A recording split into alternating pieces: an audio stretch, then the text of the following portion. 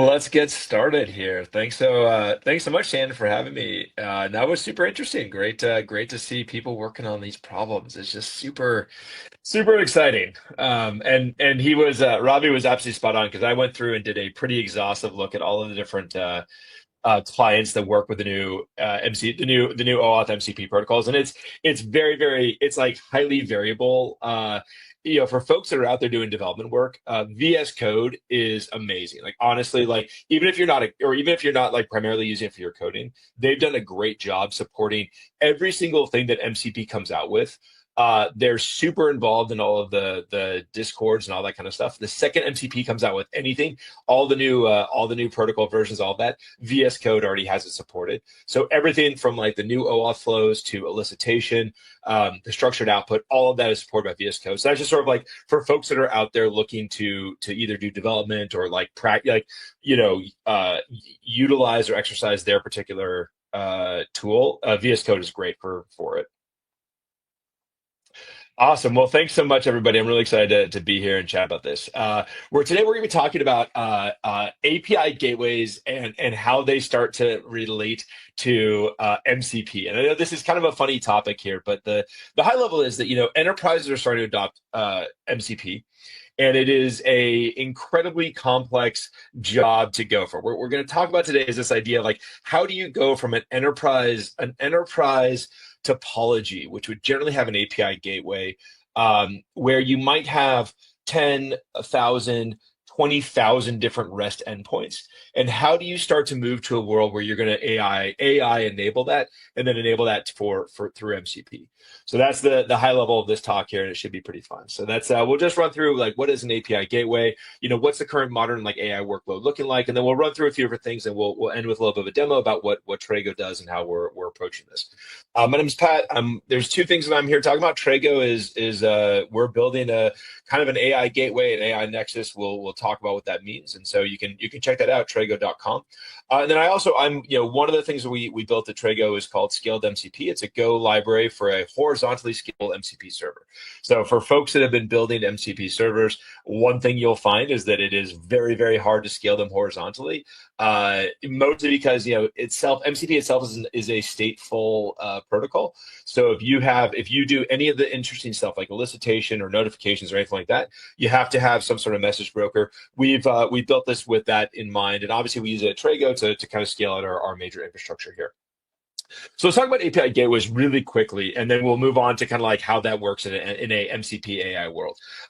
There was this time where basically, people had these giant monolithic enterprise applications, and you would basically have this one single place that hosted your API, and basically all of the REST endpoints would hit this one single server, and that's how it all kind of worked. Over time, as enterprises developed, what happened is they started building these things called microservices. I'm sure everyone knows what a microservice is. It's a tiny little bit of code that runs it. And what happens is because you had like 10 different services running all over the place, you had to add a layer in front of them that enables, a REST call comes in and you need to point it to the right microservice. So you ask for a to-do list and it goes to the to-do microservice. You ask for the, Ravi had that great example of who am I, that'll go to the authentication microservice. And you can see as you start to talk about this, you can already start to see how this kind of is like MCP and agents. So we're going through this whole new world where suddenly we're revisiting what it's going to take to run an enterprise architecture, and how we're going to ingest data and expose data and all that kind of stuff. And a lot of the stuff that was happening at the API gateway was things like authentication authorization, which is now, again, a huge problem in the MCP space. So this idea that like we had this really nice world, like we as enterprise architects had this really nice world where you could deploy your enterprise gateway, your API gateway, you could add security rules and say, okay, only Bob can get to that to-do list microservice, but anyone can call into that who am I endpoint. Well, now we're in the MCP world and we can't really kind of do that because, API gateways, and I'll say the number one reason that you can't just point something like Claude or something like an API, any of the LLMs that are out there at an API gateway is twofold. One is they tend to be very bad at handling REST URLs alongside JSON data objects. So that's why MCP exists in general. Like, I know it's sort of a silly thing to say, and everyone, if you're on this, you probably know why MCP exists. But like a lot of people, you see this on Reddit all the time. People are always asking, like, why do we need MCP? Why don't we just use OpenAPI? And the issue is that OpenAPI is actually not great at at creating something that an LLM can consume. There's a lot of stuff that's not required. There's a lot of stuff that is superfluous, and then there's a lot of stuff that just doesn't have required documentation, things like that. And so, but we as enterprise architects, we got used to this idea of having an API gateway that's going to do our security layer.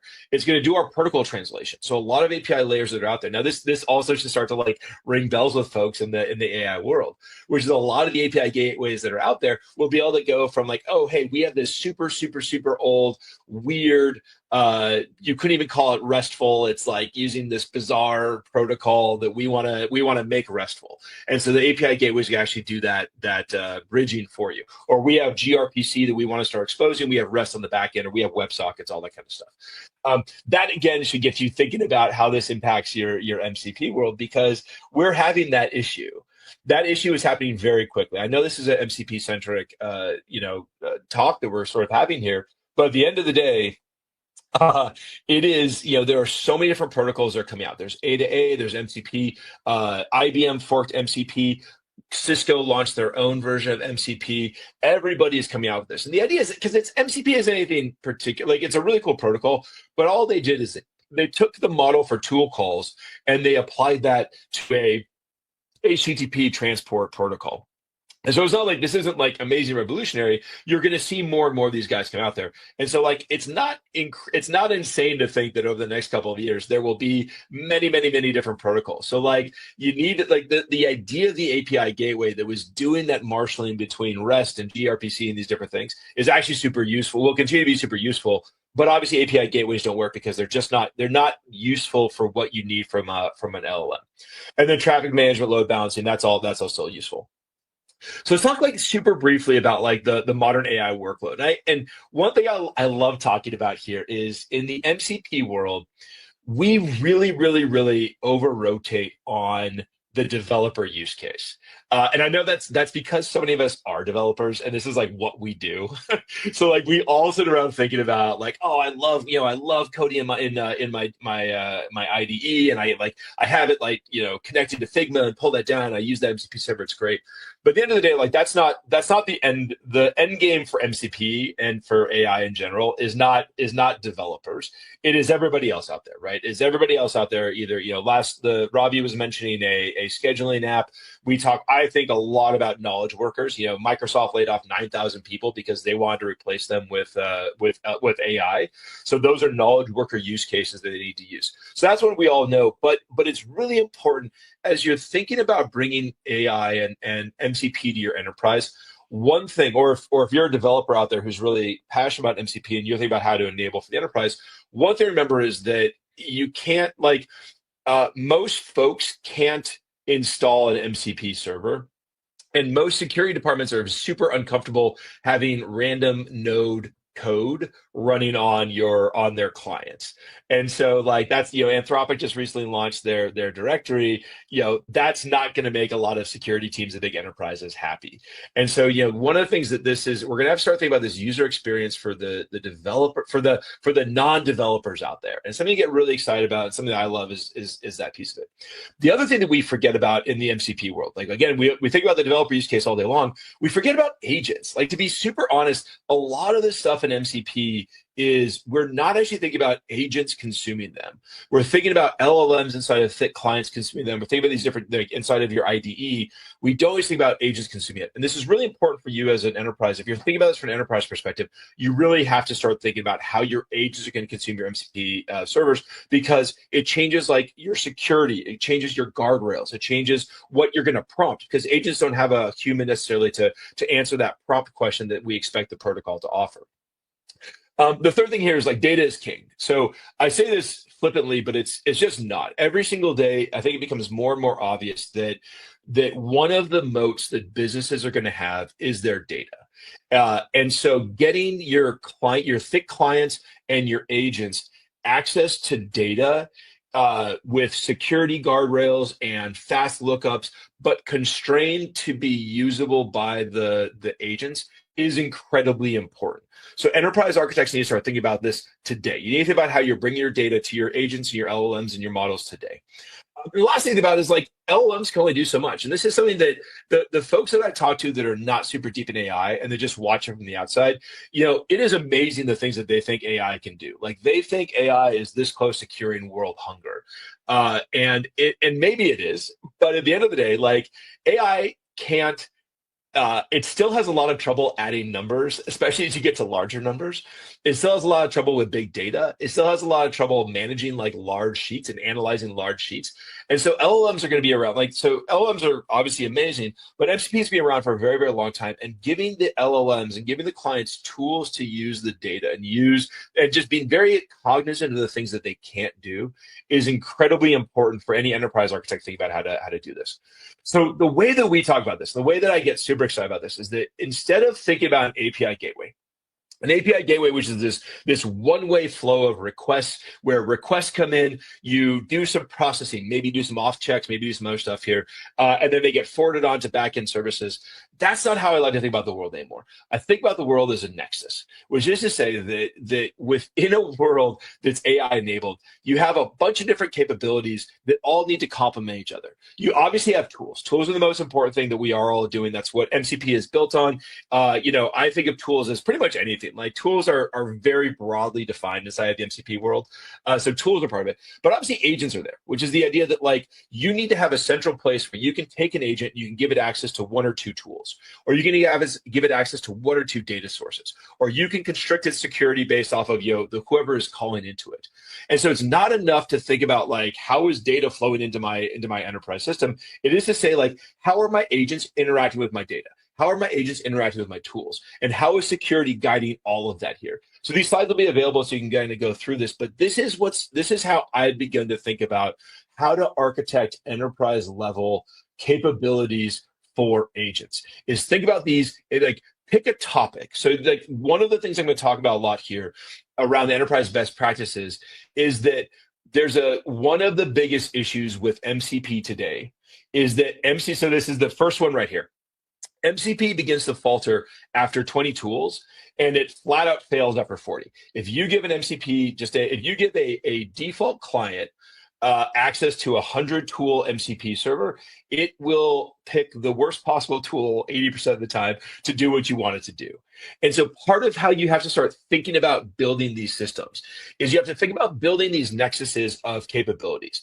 And so I'm going to give an example later, and I'm going to walk through a demo of how we created like a random number generator, because that's actually another thing that LLMs are terrible at is random number generation. And so part of that is like I created a nexus that was for a random number, and it has things like it has tools in there, it has some security, and it might have some data. Random is a bad example because there's not a lot of data there, but you need to start thinking about this in terms of like, I'm going to create a nexus for some sort of capability that my team has. So a great example of this I love talking about would be emails. Like instead of thinking about like, I'm going to expose one giant MCP server, every single capability you possibly can do in Office. And I love talking about Office because Office, if you go onto the Office 365 and look at their REST API has 26,000 endpoints. So like the idea of MCP enabling Office, I know there's MCPs out there right now. We're kind of working through all these things, but like the idea of generally MCPifying Office is incredibly complex. And so, what you want to do is instead of saying like, how do we MCPify all of Office 365? You say, okay, what are the scenarios that I want to enable? This is for you guys as enterprise folks kind of implement this at your organization. And like one of the things you might want to enable is sending an email. And so you create a nexus, you sort of contemplate this as create a nexus for sending an email. And that nexus might have things like, draft the email, reference a resource or a set of data for your address book. It might have a spell check tool, things like that. So that's how you want to start thinking about this is like, what is this like nexus of capabilities I'm going to bring together that is small enough and constrained enough that an LLM can consume it and think about it, but broad enough and expansive enough to be powerful because we still all need to actually do stuff here.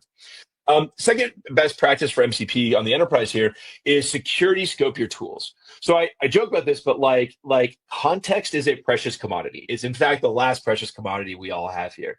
And so the more tools you put into your context, the worse off you are. So one of the things, the way that we approach this at Traego is that we actually allow you to say, hey, these three tools as part of an MCP server require this scope. And so if we see a token come in that doesn't have that scope, we're actually not going to expose those tools to that particular user. And so think about that through and through, and really think about how you can just take everything you can do to constrain down the number of resources, the number of tools, the number of prompts, the different capabilities your MCP server is exposing, the better it will operate over time. I like to throw this in here because it's kind of fun. Tool name compatibility is a mess. So this is one of those things, like if you are going from REST into Open API, like you have an Open API or a Swagger doc, and you want to make that MCP enabled, you need to have, it's a maximum of 64 characters for Open API. Anthropic can handle more. Goose can handle more. Different models can handle different things. Open API can only do A to Z, lowercase, uppercase, numbers, and then dash and underscore. So you have to like think about the tool name compatibility pretty early on. And then you have to think about design compatibility. And this is what Ravi started to get at, is that like all the clients are just a little bit different of what they support. Some support the newest OAuth models, some support elicitation, some don't. And what's going to happen is, as an enterprise user, like the first thing that people say when they start thinking about MCP is they're like, well, you control the client. Like I'm just going to use the client and I can control it, but you don't. Like in order to design a really good MCP server for an enterprise, you need to be ready for agents to consume that who may or may not understand elicitation or sampling or anything like that. You need to design it for, the basic off-the-shelf clients like Claude and ChatGPT and all those, VS Code, but you have to design it for like the really simple ones that are going to be totally stateless, just web-based for agent interaction there. So think about how to design for compatibility and really maximize compatibility, because that's where there will be so many models and so many different ways that your MCP server is going to be getting exposed. They want to start there. I have a couple of really helpful patterns I'm going to throw out, and then we're going to dive over to a quick demo here. But there's 4 patterns that I love, and we use them internally, and I use them across the board. So one is, there's a model, like there is no clean way in MCP to do tool search or resource search. I have an open API, an open PR against MCP, the Model Context Protocol itself, if you want to go and give it a thumbs up to do search. But right now, the main way you do it is you do it through this model called progressive tool disclosure, progressive resource disclosure. So the idea is you expose a very, very simple tool that says like, hey, the tool name will be search or expose capability or like switch to. And this is how we kind of do it at Traego, is you can actually install this one tool and build this as part of your capabilities. And so you have a progressive tool, you say it exposes that one thing, a model calls into it, you return, hey, okay, that's great. And then you send a notification with a tool change. And at that point, you're going to add a bunch of new tools that you have access to. This is really, really cool, and it's using the protocol well. This works best if you control the client. So if you actually control the client, you can kind of work with this. If you're using a reasoning model, one of the O4s, things like that, one of the O models, things like that, it is pretty good at connecting the dots of like, hey, I just said this and I saw this notification. Maybe I'll retry something else here. But if you are using the standard models, they just often will not handle this at all. So progressive tool disclosure is how to keep your tools. If you do have 26,000 endpoints and you want to keep it tight, then this is how you would do it: is you expose a tool that helps you get to the next set of tools from it. This is something that's new, and I'm super excited about this, which is MCP first. We're doing this at Traego, which is, I have a thesis, and I think there's a lot of people that would agree with me, but maybe I'm insane, I don't know, that says in like a couple of years, agents and LLMs will be the main thing using your app. So if you are building a brand new app today, like you have the option of building it with REST and then throwing an MCP wrapper around it, or you have the option of just building MCP first. And that's what we've done. Like when you get into Traego, we expose a Nexus that's a public Nexus that anyone can kind of touch, that gives you all the capabilities to work with Traego, because we built everything you can do in the UI, you can do as an agent. And that's like very intentional. Like this is a deep part of our philosophy, is that like agents can be doing all this stuff. So you should build MCP first. Open API to MCP is going, like, I saw a great comment on Reddit the other day where someone's just like, wow, will people stop building open AI, open API to MCP, mappers? At the end of the day, like, it's a great sentiment because that person is absolutely right. MCP is not necessarily designed to just take a REST endpoint and completely wrap it and expose it. You have to be judicious. But everybody has REST endpoints, and that's how these are going to get exposed. So for the enterprise architects there, thinking about how to like scale into their first MCP server, start with taking a couple of OpenAPI Swagger docs and exposing them as MCP and kind of doing it that way. The last point here, I'll skip over quickly, is to look at a high level MCP from the enterprise perspective. The way we've been doing it with a focus on local MCP servers is a security nightmare. So I mean, for the enterprise, it is incredibly fair to say that remote is the way this is going to go. I mean, like, you talk to developers, they don't love that, but this is just the way that it's going to go for enterprises, because it is just so dangerous to deploy code locally to people's machines. But if you're going to do it, the way that we've seen this be successful is that folks are basically building up curated lists of these MCP servers. They're doing full security reviews of it. They're pushing that code down from a central, config management service, and then enabling it that way. So curated local server lists is a good way to do it. But honestly, for folks that are out there building, like, I have a very, very deep belief, and I love arguing about this kind of stuff because it's super fun to pontificate. But I have a pretty deep belief that like remote servers are going to eat the world because it is just so dangerous to run code. For developers, it's totally fine. We all think about the developer use case, and I'll code review to make sure it's good. But for everybody else, no one wants to kind of do it. Okay, I've got a couple minutes left, so we're going to dive in really, really quickly to a demo here. So this is Traego, and if you're interested, like, the way we designed this is you sign up as an organization, and you can create as many of these little nexuses as you want. And the idea is you're going to combine a bunch of different backends, like REST backends, MCP backends, data backends, and put all those together and create a MCP server that really is just going to handle one particular use case. So here's the MCP server that actually got exposed. This is all enabled for auth. So you can come in here and you can actually hook this up to your own OAuth that you use. So if you're using ScaledKit, that's a great example. If you have your own OAuth internally, you can do that. We've built this so that any of the tools that we expose, or any of the capabilities we expose, you can actually limit by scope. So a lot of the stuff, the best practices I'm talking about, we've built into Traego. But look at, don't necessarily use us. Like think about the Nexus model for yourself as you're using this. I hooked this up to a really fun little sample Swagger here that just has some random stuff. So what we did is I had this built up so you can say generate, so that we had some sort of default commands that were exposed as REST endpoints. But this is a really good example where random string is not something that's a great LLM consumable name. So you can come in here and you can change that and just say generate random string right there. That's this idea of basically moving your MCP server, like giving your REST. If you are going to start with a REST server, which so many people are, you're going to want to take that path and add a bunch of context to it, make it smarter. And this is it. That's all it kind of takes. And we also have data and resources, and resources could be data that you pull in from other places and wikis and all that kind of stuff. But at the end of the day, like, we're going to create this little nexus that's hyper focused on randomization here, random numbers, random strings, random drops. And I'm going to take this. I already load this up into VS Code. And so I dropped it in here. We have full support for the OAuth 2.1 spec. So you can come in here and it'll prompt you to go and OAuth and all that kind of stuff. And I'll just ask this guy right here, hey, I'm playing some D&D. Give me a loot drop. That's one of our tools we have here. So it's going to call it, of course, not work, because that's amazing. That's both Ravi and I got bit by the demo gods here.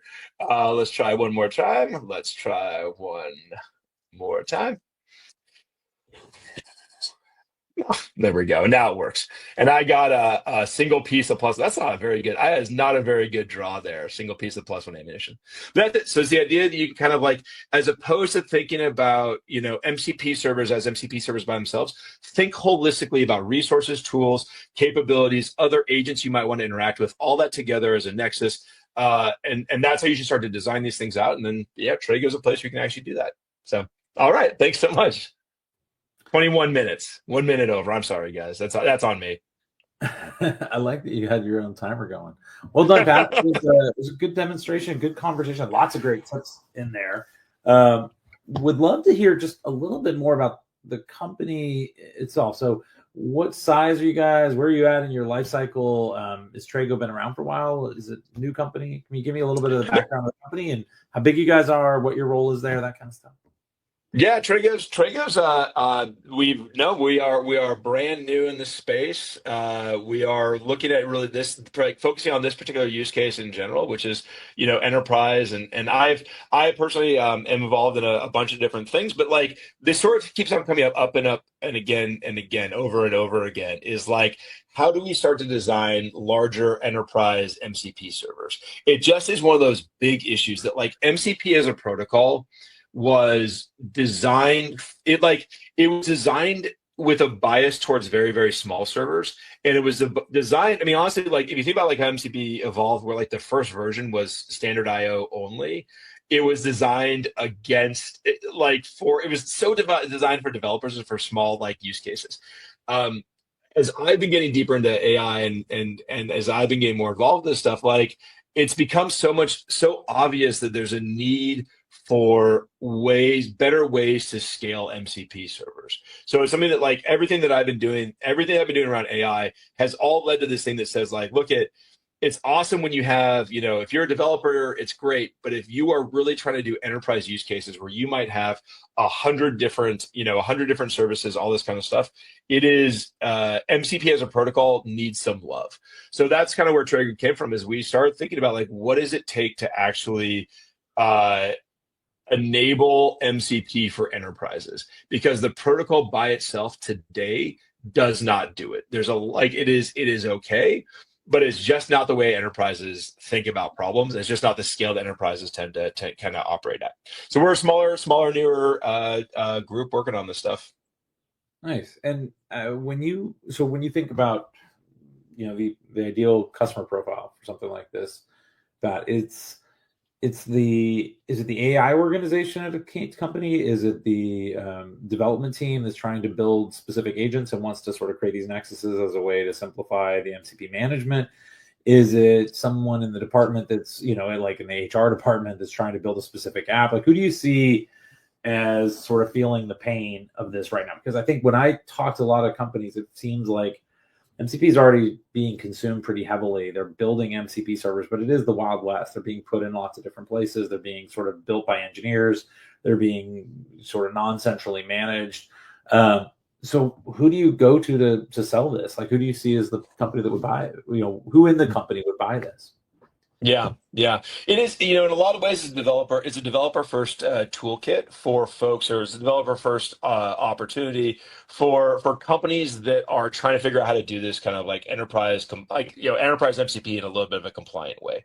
So if you really do just want to, like, let your developers go out and start building MCP servers, that's one thing. And a lot of developers are doing that because this is, it's new stuff. Developers love new things more than anything else in the entire world. So you give guys like new tools to go do this, but that's not a way to systematically build something, right? So if you are a SaaS company and you are getting serious about AI enabling your existing workflows, you have kind of two different options. You can either start to build up MCP servers. You look at something like GitHub has done a phenomenal job because Microsoft is just pushing MCP so hard. So GitHub has done a phenomenal job MCPifying like all of their APIs, all that kind of stuff.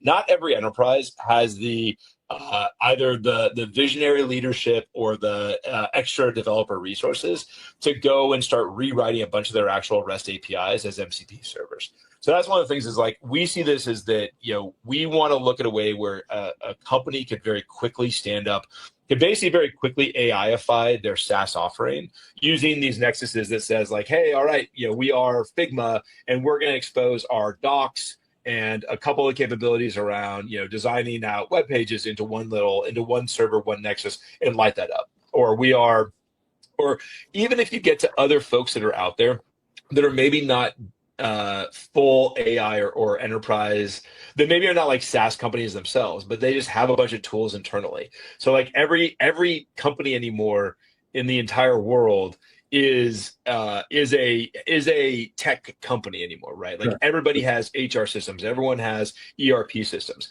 but not all those guys necessarily have the capability. Like, if you've built a little internal tool for HR management, you don't necessarily have the capabilities to relight that up with an MCP server, but you have all the same pressures the rest of us do, right? Everybody has the same pressure that we are all now expected to do way more with way less people. goal. Like that is the driving force for the next like 5 years. We'll be doing more with less people, and incredible pressure on that.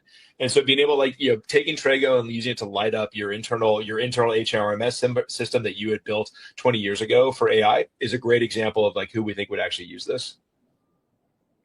Makes sense. Well, did you have some questions you wanted to ask Pat? Yeah, I have one. Maybe a clarification. I think the thing that piqued my interest was when you said, but the tool problems. You have 20, it starts failing, 40, it just doesn't even work anymore. Does Traego allow you to, I know you can customize the tools and then publish it as MCP servers. There was actually other SaaS that do something very similar. But the thing I may have, maybe I didn't hear it right, but do you dynamically expose what tools are available based on the authorization of the scope of resources I can? So for example, if I were to create and I put 100 because that's just my SaaS and I don't know which one the users might end up using, but based on when the user authenticates and it says, look, I just say email, I just really need to access my email. Do you limit the scope of what the MCP servers now expose and say, no, you really only have one tool? I know I got 100 configured, but what I'm presenting to the client now is you just got one entity with one tool. Therefore, we know that it's a very, very high chance of the actual request working. Is that what, it's more of a clarification. Is that what Traego does? Oh, okay. That's one of the capabilities. Is that we basically, for each of the tools that we bring in, whether it be from an MCP server or from a REST server or whatever it is, we let you set the scopes that would actually trigger that tool to be displayed, so you can dynamically collapse it. And then we also have a model where you can run it in the dynamic in the progressive disclosure mode, where what we're going to do is we're only going to show one tool up front, and then you can interact with that tool to then get access to the rest of the tools over time. So we do both of them, and it's a really good call out from your side, because it's the best way to work with agents, because agents, you can give agents custom OAuth tokens that you then really manage the scopes of. So there's different ways to kind of like enable agents within it. The way we do it is you can either take an agent and actually add different tools to that agent has visibility into, or you can take an agent, you can give it a set of scopes, and then you can limit the scope so that is now how you are controlling what the agent has visibility into.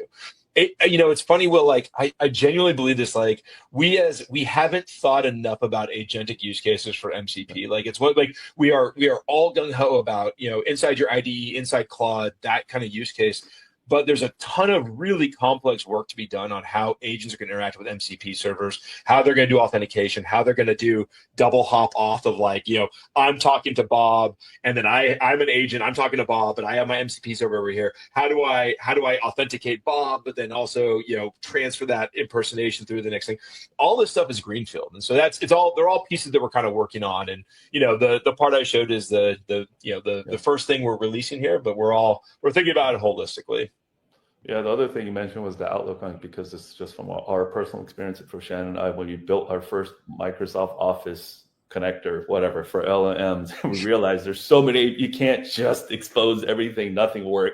So we had to write, before MCP, we had to write our own layer that combined multiple APIs just to get an email or just to get a contact, whatever that may be. There was just not one call. We had to reverse engineer those, because nobody understands. If we couldn't understand it, I don't even understand how LLMs could understand how to make the right call or the sequence of calls to just do a simple email or something like that. And so I fully understand the pain. And the thing I hear most often in response to me saying that is like, oh, well, Gemini has 2 million tokens. And it's true, like Gemini does now have 2 million tokens. It's not perfect. If you put 2 million tokens in a Gemini, it's not perfect, but then also that costs you money. So like it's not just the pure degradation of the actual experience, the LLM's ability to understand. Yeah. It also is the monetary impact that, like, you add a bunch of tokens, you suddenly spent a bunch of money on this capability. And like, hey, maybe if you don't need all those things, just show 10, 20 tools, or show 5 tools. Cool. All right. This was a lot of fun, man. Thanks so much for coming and sharing so much. Congratulations on getting the product out there. When did you guys launch Traego? Was it about a month ago? All right. So we're really the first people we're showing it to. Thanks so much. First people that we're showing it to. So thanks so much, Shannon. I appreciate it. Love to come on in. A free trial. Can people try it for free and get a feel for it? There's a totally free version. So if you just want to use this for yourself, there's kind of public Nexuses that are out there. So if there's a totally free version you can use for yourself and connect to public Nexuses, and there's a free trial for businesses that want to use this. Awesome, buddy. Well, thanks so much. Awesome. Maybe come back sometime and talk to us about ScaledMCP because Yeah, well, I want to say that when we do the next developer summit to talk about how to really scale this stuff out, because that's like the really deep, deep technical talk with code and all that kind of stuff. Because it is tricky to scale MCP out. Like we haven't put enough time into it. We'll start working on your paper because I think we'll be making some announcements about the next one very, very, very shortly. So I love it, man. Amazing. All right, everybody. Have a wonderful Thursday. And thanks, Pat, for joining us all the way from your vacation in Milan. And yeah, today.